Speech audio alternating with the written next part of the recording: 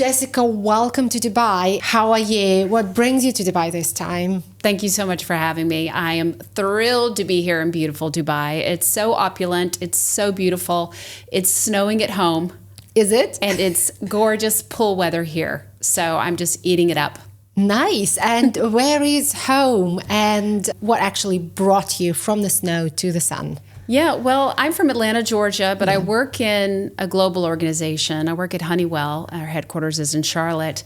And what brings me to the region, frankly, is connection, right? So much of the work we do when we're global, when we're across a corporation, is meetings to connect, and it's digital connection. But that only takes it so far. You have to really see people, meet people face to face to really solidify your connection. Yeah. And then from there you can accelerate. But it's really hard to do that if you don't make those in-person connections. And so I'm here to make those. And I've had an incredible time meeting our team and meeting our business partners. And this is a region that really understands what we're trying to accomplish with our own growth initiatives. And I think it's kind of the paradigm of how we should work. I'm really excited to be a part of it. What you like about Dubai the most, or probably what surprised you the most about Dubai this time? When I came here previously, a long time ago, over a decade ago, it was very different. You had a little more segregation between genders, more rules. What I see now is a Dubai that's welcoming people from all over the world, that makes it very easy to be here and to transact, and makes the experience, whether you're riding in an Uber or whether you're at your hotel or whether you're enjoying food, the highest quality. It almost feels like being a tourist, and I'm here on business. That's great. That's great to hear. It's amazing. I've been here for 15 years and I've seen Dubai evolving, and I totally agree with you, what you're saying. So it's interesting that we are talking about, human connections in the digital world in this conversation today. And this is exactly what you've just mentioned. Yeah. You're coming from a digital first world, US, which is probably ahead of the game in terms of using technology and being rich, actually almost 100% digital, and you're still here to make human connections. Yeah.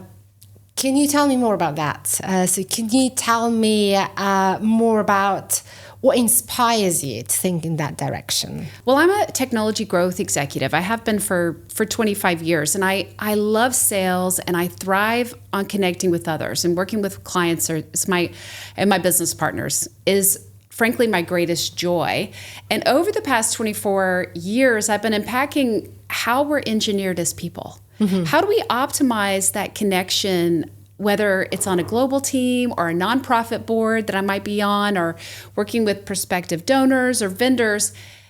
Everything about how do you optimize emails, conversations, meetings, in person, virtual, to get to yes faster. I'll take that meeting. Yes, I want to move forward with this, right? So how do you optimize, how do you leverage personal connection for faster outcomes? But honestly, my interest and study of human connection and kind of our roots as people and how we're wired, frankly, comes probably not from such a positive space. It comes from being in complex corporations for so many years and learning to survive, right? How do you, and you and I have this in common, we were both at IBM together, right? Which was an incredible brand, incredible place to work, but also a place that was wrought with layoffs and change. Yeah, that's true. And true. so you had to develop this muscle of connecting with your colleagues at a deeper level, developing sponsorships, triangulating, so that you always felt like you were in a safer place than maybe if you didn't have that network. And so that, I think, for those of us who had that incredible opportunity of working for this iconic brand, that was sort of an essential means of survival. But then as I moved on from IBM and I was recruited by Accenture to create new technology practices, and I was a growth leader there for 6 years, creating the IBM digital practice, was part of the operating committee for our Google business group, then leading territories in Microsoft. All of that was where I started to reflect on that 17 years at IBM, and then start to say, okay, what did I really learn and what can I apply to this new place where I'm really focused not on surviving, but really purely on growth. And that sort of helped me to start seeing the role that I play and that I see other people play in this kind of new construct called growth officer. That's interesting. So I want to go a bit deeper into how do you understand growth. But let's start with you've just explained what inspired you to basically explore human connections. Yeah. And how can human connections help us get faster outcomes in the digitally first world?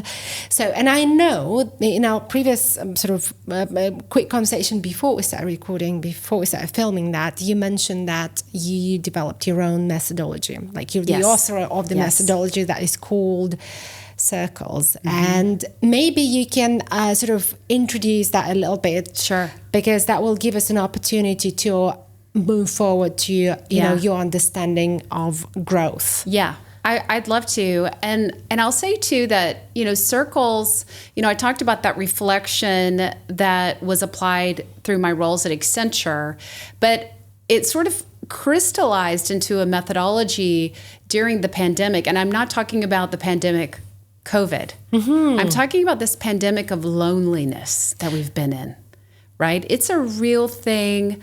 There's a ton of science behind it. People feel more lonely than ever. And yet we're in the digital age where we're more connected than ever.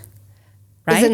Isn't that a very, very interesting phenomenon, right? Exactly. Yeah. And so social started as this means of connecting people. You look at the way that Meta started, right? Yeah. Facebook. It was about faces. It was about connecting people. That's true. And the way it's evolved is into a place where we actually, through research, now understand that we feel more removed from others. Even though we're connecting, the connections are very transactional.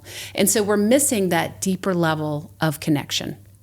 And is this something that we as a humanity can control, or can at least observe and change, or can we transform this digital world into something that will allow us to connect rather than to isolate from each other? Is this something that Circles methodology helps doing? I think it takes us going back and revisiting our roots.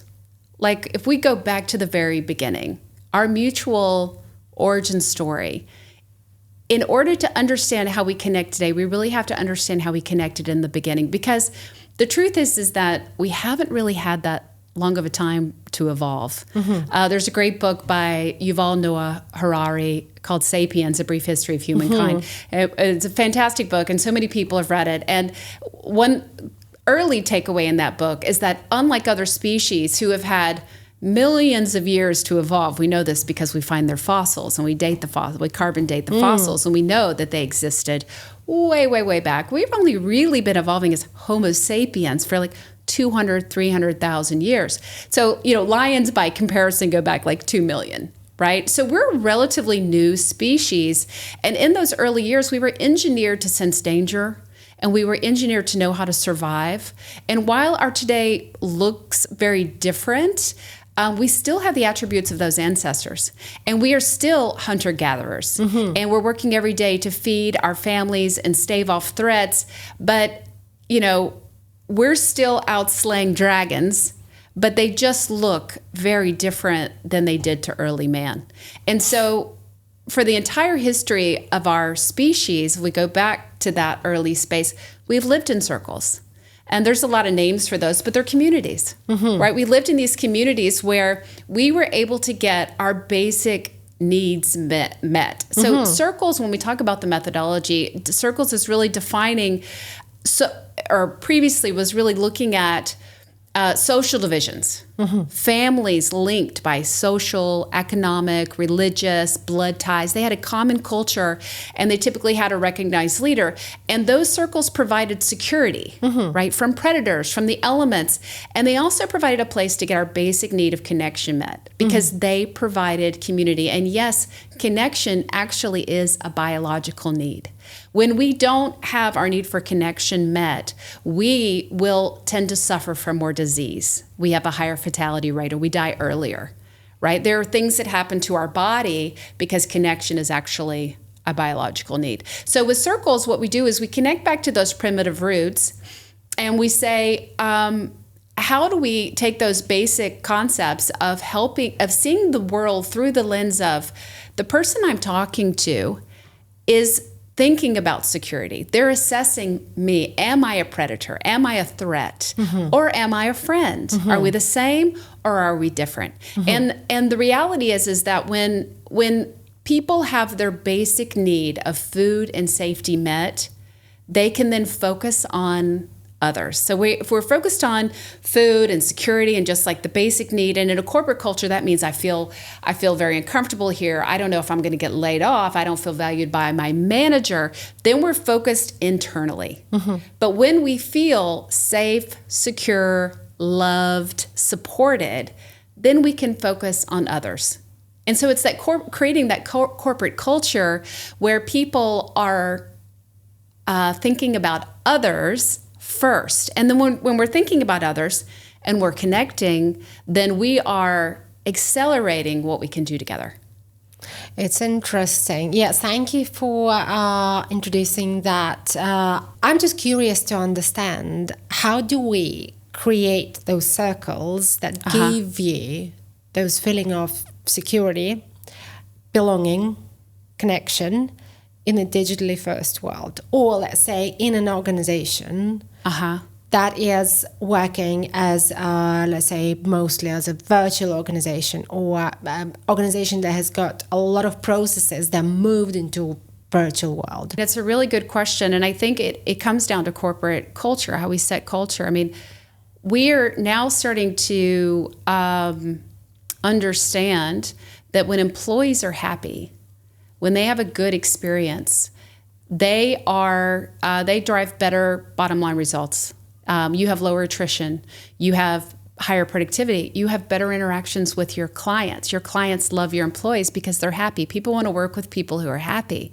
And so your clients are happier, right? You're delivering better. All of these bottom line things contribute quite directly to how corporations' results reflect, how they look. Yeah. Right? And so how do you do that? Well, I think a lot of employers are doing a better job of this, and this is something we focus on with circles, which is know thyself, and then know others, and then find the overlap, and then understand how to communicate it. That's really what the four pillars of circles are about. And so companies are starting to employ tools like strengths finders, like social styles, which help you understand who you are, so that when you're connecting with someone else, you can find that common ground.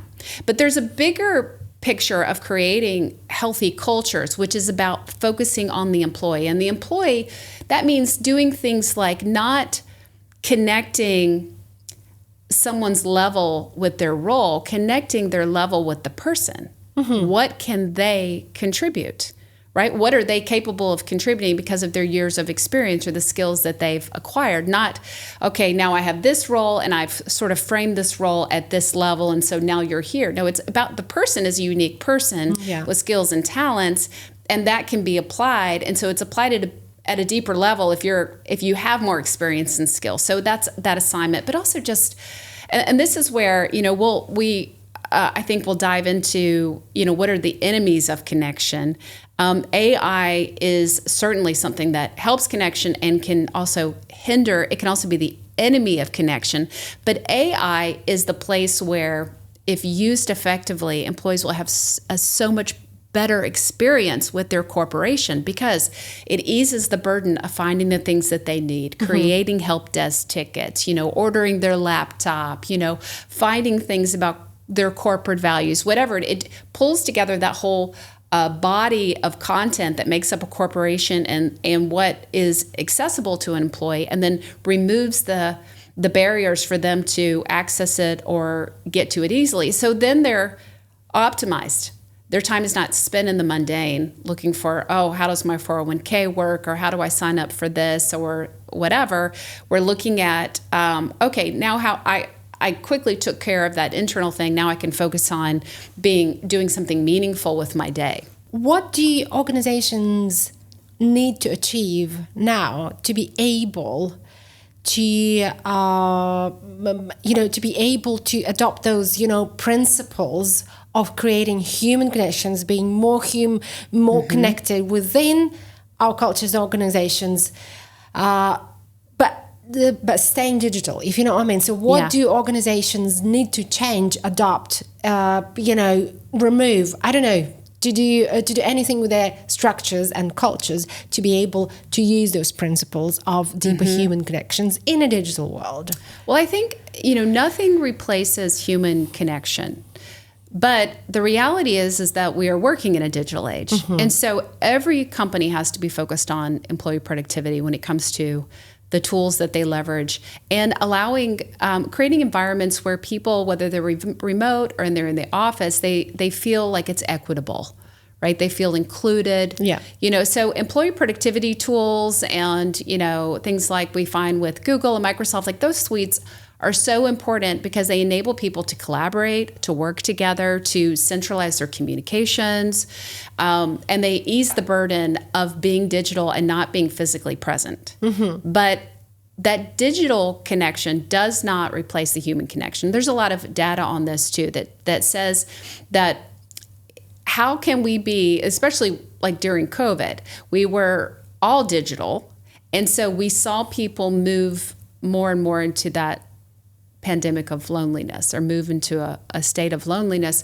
And it's because you don't get the same degree of your biological need for connection met through digital platforms. And so you have to find these ways to create community and to allow connection.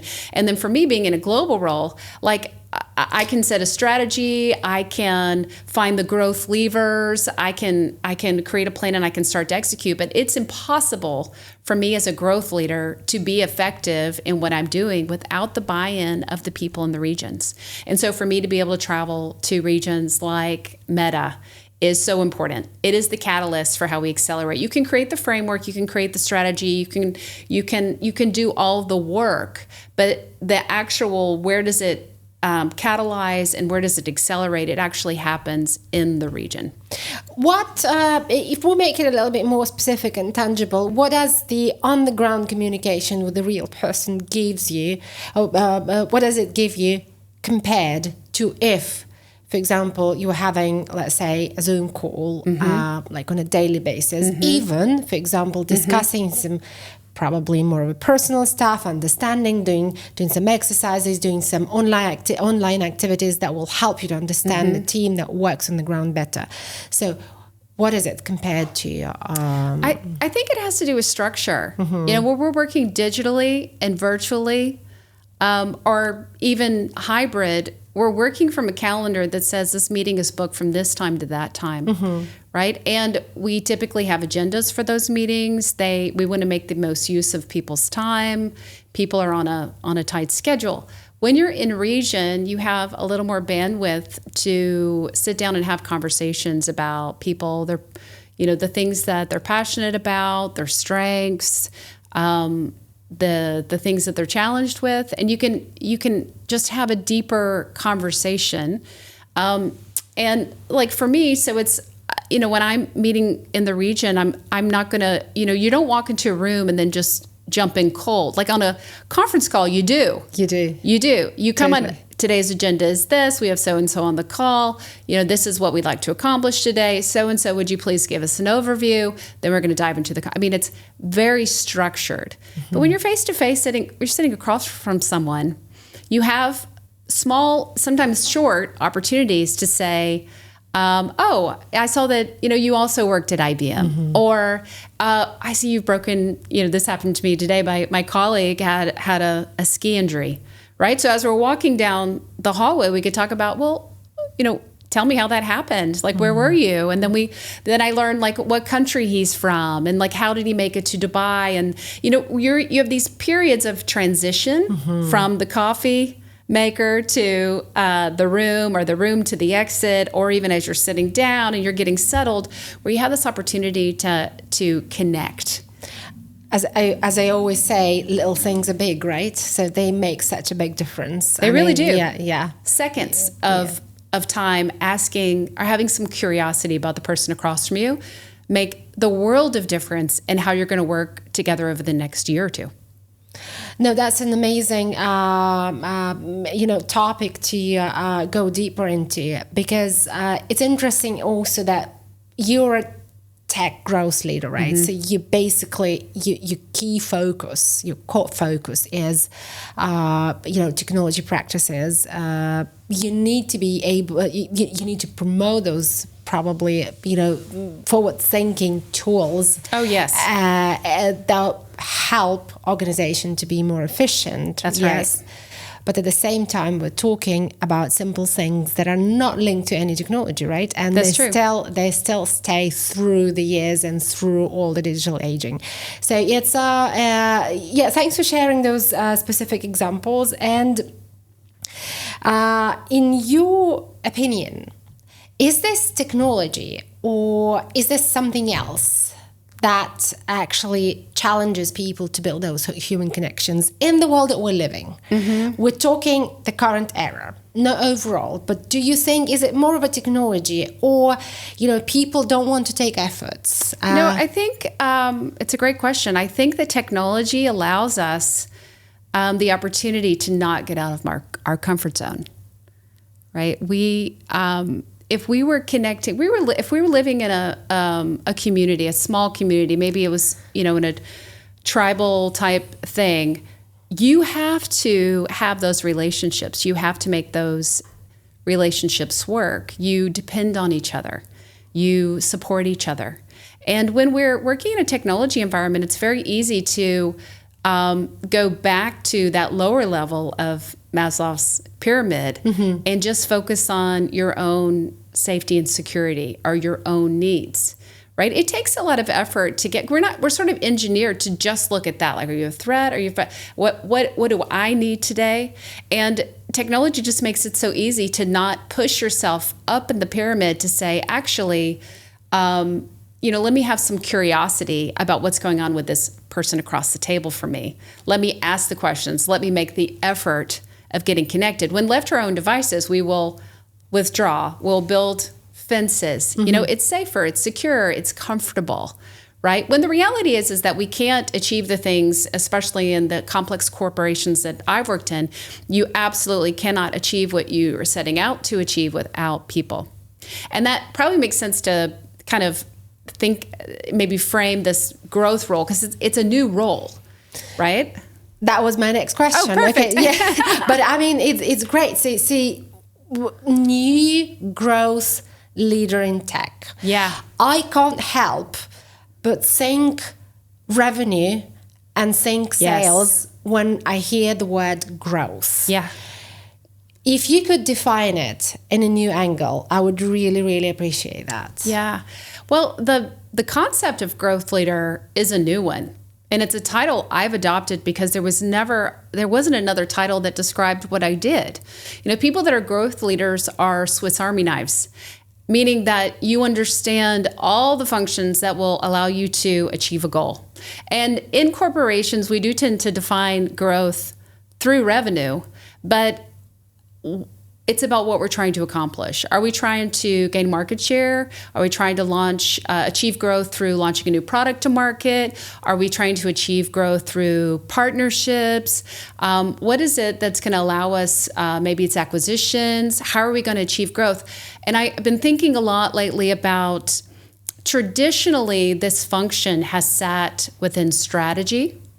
And I do report into the Chief Strategy Office. So it's a core part of what we do is that it has to start with a plan. There has to be a plan. Strategy is a huge part of what we do. But growth leaders sit within the business and leverage all the corporate functions to achieve that strategy.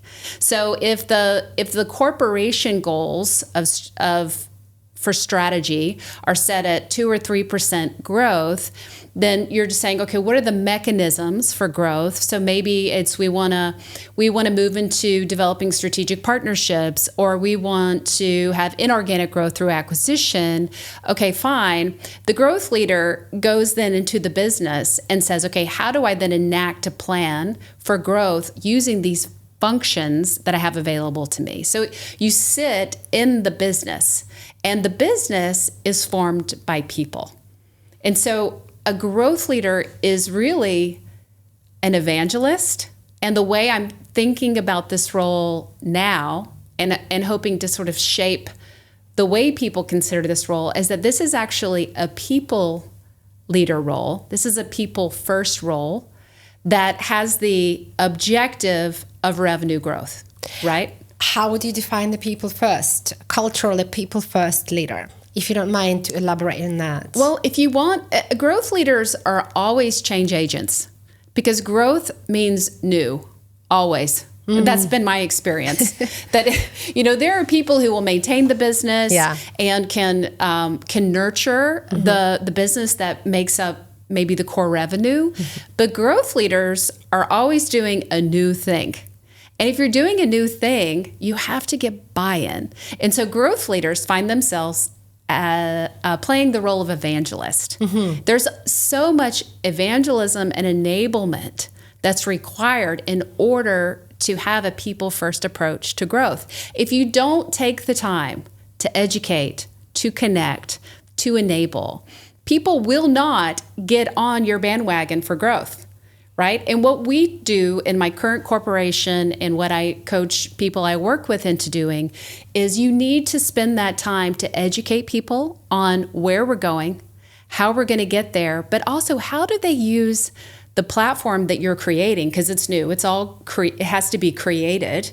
How can they use that for their own personal growth? How can they, through being a champion of where we're heading, elevate their role in the corporation, elevate awareness of their strengths and their talents and the outcomes that they've enabled. And so I think of it as not just we want to achieve a revenue objective, but I think of it as creating a platform where people can succeed. And they can do it by adopting a mindset that allows them to embrace change, which is scary. Yeah. And it takes people being very brave in those first couple of years before it becomes the new way of working. Because eventually growth just becomes the new way of working. It just becomes the way you do business, right? But it starts from a place of change, which is very scary for people. So a growth leader, especially in today's culture, has to have the mindset of how do I bring people along? How do I activate people around this mission in a way that's meaningful for them?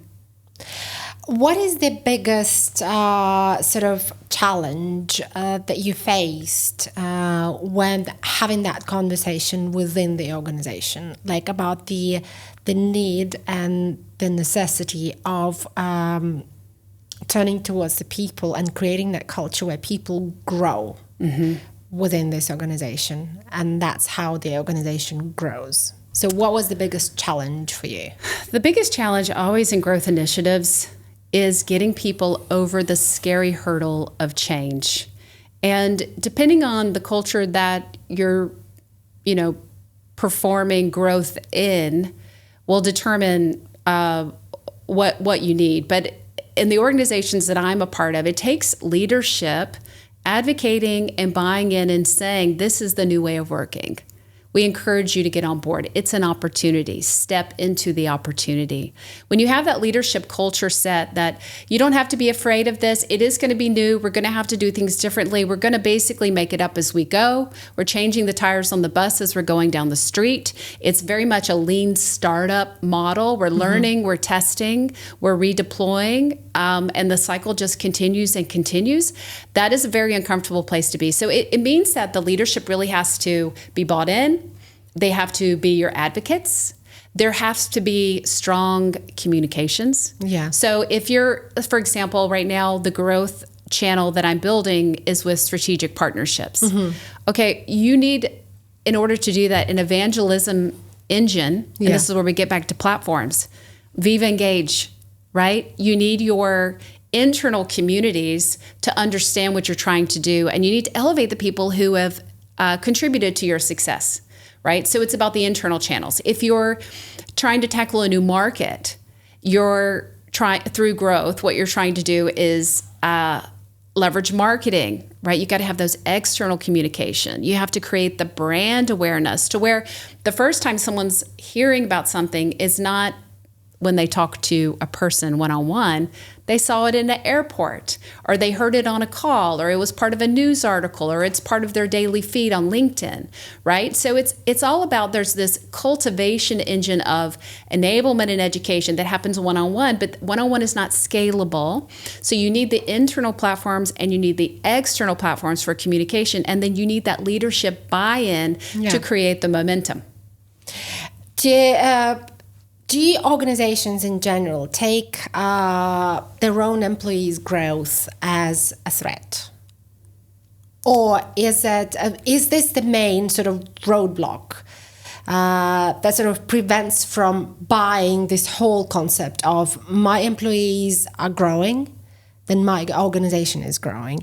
Or maybe I'm completely wrong. I don't know. So, that's a really great question. And I think, for those who love Patrick Lencioni and study corporate culture, which that would be a strong indicator that it wasn't a healthy culture. It's really important if you're going to be, and goes back to employee experience, right? Creating a good environment for employees. You need to have managers who have a servant leadership approach, right? A service approach, and see their job as elevating the people in their organization and are hiring people who complement or elevate them because of their own strengths. And so if you have management who's threatened by people doing something different or really getting a lot of awareness in the organization, and maybe that is a sign that there's not enough advocacy at the top level, that we're doing a new thing, that there hasn't been enough education at the first line manager level to say, this is what we're doing and this is how we're doing it. It's an indication that there are deeper cultural issues. Because early in our conversation, you also mentioned something super interesting and I think very, very insightful, that organizations nowadays should look at the employee not as a role that is already set and determined, but how can this particular employee evolve, build this role based on their own unique skills. And I think it's an absolutely, I think the culture and the organization that can treat their structure in this way is an absolute gift for someone who works there. Yes. Because it allows you to stay authentic, right? But at the same time gives you, for example, a big, incredible role. And that's something, it was like an introduction to the question I want to ask you. Do you have any specific example that it works? Is this a realistic sort of organizational development, or is it something organization need to work on to be able to adopt a model like that will allow people to stay authentic at the same time, keep the system secure and safe, if you know what I mean? I think any corporation, you're going to have challenges. There's no perfect company and no perfect culture. I've had a lot of success in my career creating tons of growth. Incredible growth I never, as a young person, would have expected. But it's because in the organizations that I've been a part of, we always focused on bringing people along. We focused on advocacy and evangelism and enablement. And when you can activate people around a cause, sustainability is the same way, right? This is something that I love when we talk about sustainability. Sustainability is ESG. It includes a component of people. It includes community. So of course we're all focused on the planet. We're all focused on better outcomes. But the concept of sustainability allows you to kind of catalyze people around a mission and something that they're passionate about. And then they start taking their talents and putting their time and their effort against it. And it's the same thing with corporate initiatives. When you're doing a new thing, finding those ways to make it meaningful for people to get on board, for them to lean in, and getting rid of the boundaries where they would feel threatened or uncomfortable if they were to step out of their comfort zone. It's a very hard thing, growth, because it's new and it's always new and it's change, and people start from a place of feeling uncomfortable. Mm-hmm. But what I found is that you will always find your advocates. There will always be the people who embrace change, mm-hmm. the people who are futuristic, who see the vision, or probably if we're doing something from a growth initiative standpoint, the first time they're hearing it from a growth leader is not the first time that they felt it was a need. Mm-hmm. Usually it's been coming on for years and years where someone is saying, well, why haven't we had this growth channel? Why haven't we taken this product to market? Why are we not talking to our customers in this way? Why are we not engaging with these partners? People innately know the challenges. They feel them because they're in the trenches. The field is where real work happens, mm-hmm. right? I was going to ask you about, my next question was about the new growth leader in technology, let's say, since we're talking the tech industry. So what are those sets of skills mm-hmm. and new qualities that people need to acquire, probably develop or grow, right? Mm-hmm. To be able to take those roles and make them their own and change that culture, let's say. Well, going back to corporate structures, one thing that's, I think, always a challenge for corporations to embrace are when people don't stay on one conveyor belt. I had this amazing mentor at Accenture, and he was saying to me once, Jessica, there are people who stay on the same conveyor belt their entire career. And it's really easy to know how to use them and leverage them and promote them because, gosh, they've been doing the same thing for 25 years and their brand is strong. Mm-hmm. But growth leaders, good growth leaders have worn so many hats in the organization.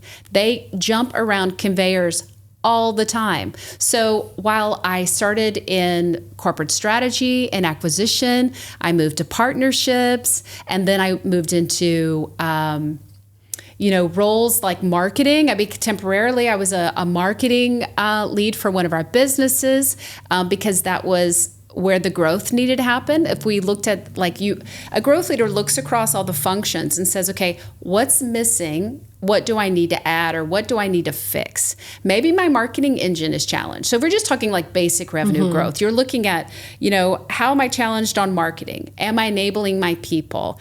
Am I measuring my success? Am I, capturing it? Am I publicizing it? So you're looking at legal.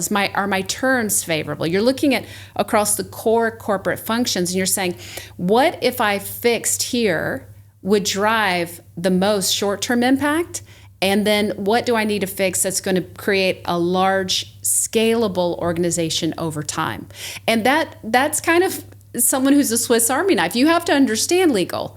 You have to understand marketing. You have to understand sales to do those things, right? It's like a little startup within an organization every time, isn't it? Yes, and that was sort of the blessing of starting a career at IBM, because mm-hmm. at IBM I worked across 12 acquisitions, and sometimes I was assessing, sometimes I was integrating, but most of the time I was in the business.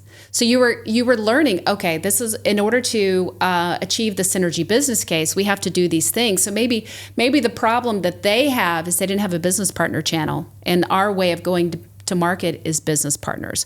Maybe their challenge was their technologies weren't SaaS-based, and we're SaaS-based. So we need to develop a product roadmap. So it is very entrepreneurial, but applied in a corporate setting. Mm-hmm. And I think people who have that broad skill set, it's very difficult to know what to do with those people. right?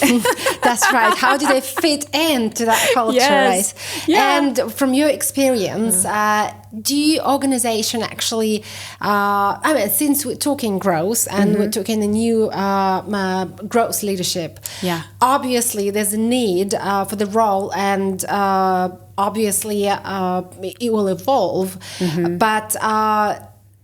But tell me from your experience, like you ask the question, so what do organizations do with those people? How do they solve that issue? Like, okay, what do I do with this role? Well, I think it's about, I don't know if I have an answer to that, honestly. I think it's, growth lead is a new title. It's one I kind of gave myself because nobody else knew what to call me. And that seemed to work, where people kind of get that, okay, kind of. I don't know, but I do know that the new growth leader, because I think this is a role that's going to formalize, and you're seeing it as chief revenue officer sometimes when it's very focused on sales, but it doesn't have to be focused on sales. It might be focused on brand. It might be focused on product launch. But when we're seeing that growth leader role, the new growth leader has to learn how to bring people along. You're only going to be as successful as the amount of people that you can activate around your cause. We don't have, in growth leadership roles, you don't have the luxury of time. Right? You're expected to find short-term growth. How do I quickly move the needle? Your whole job is growth. Yeah. So if you're not finding the short-term wins, the quick wins, if you're not figuring out how this thing becomes the new way of working, you're going to fail. And it really comes back to people. You have to catalyze people around where you're headed and help them see that you're the same. Right. We're part of the same mission. We have more alike than we have different, right? And that gets us back to connection. You can't connect with every single person, but you can connect themes. You can connect with influencers. You should develop your network of influencers, your champions, right? Because they're the advocates that bring everybody else along. And it's a pyramid of where you need that. You need those people in the field to do that.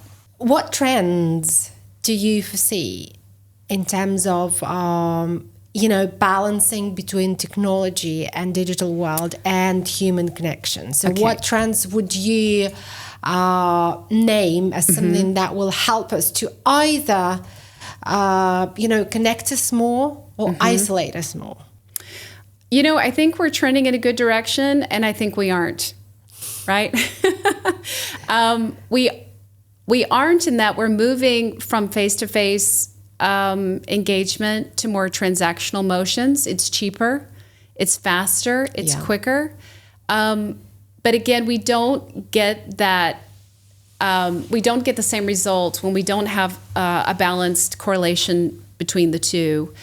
And we are trending in the right direction because there's so much data out there now about how corporations, when they enhance the employee experience, when they focus on their people, that they have, and when they develop, even these hard companies that have been out there for over 100 years are starting to transform to be more focused on people than outcomes, and realizing that it does contribute to the bottom line.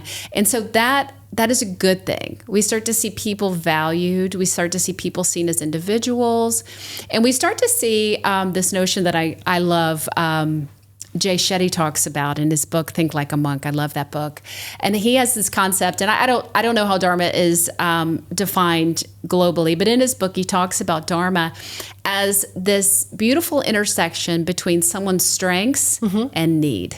You can have super talented people, but if the company is not valuing that strength, if they're not seeing how they leverage the talent for the goal, then it's for naught. But when we start to see people as individuals with strengths, with certain social styles, with certain backgrounds, experience and credibility and network, and then we start to align that with our growth vision, then we have Dharma, then we have success. And the people are optimized and the outcome is optimized. And what sort of technology or trend do you think will help organizations to get exactly that match? I love the use of AI. I think I will say a couple words about AI though, because I do some work in that space. Is that AI, again, we said it earlier, is both the enabler of connection and also the enemy of connection. And I encourage every corporation to adopt an AI charter that aligns their every use case of AI, every use case, to whether that aligns to their values. They really need to sit down and do that exploration and develop the lines of demarcation on when does AI replace my talent and when does AI optimize my talent, right? And it's AI is an incredible catalyst, but if we're not considering people first, then it actually becomes the biggest enemy of creating better cultures and better outcomes for people. Oh, absolutely. Yeah. I think you just nailed it. And thank you very much for this conversation. I know we agreed to do it last minute. I'm really, really happy that we're doing it in person. I always value people coming to Dubai and, taking that opportunity, taking that couple of hours to come to the studio, build that human connection and have that insightful conversation. So thank you so much. I love it. Thank you for having me. And I'll just leave you with this, that I really, truly believe, and I know you do too, that our opportunities to connect are endless if we focus on it.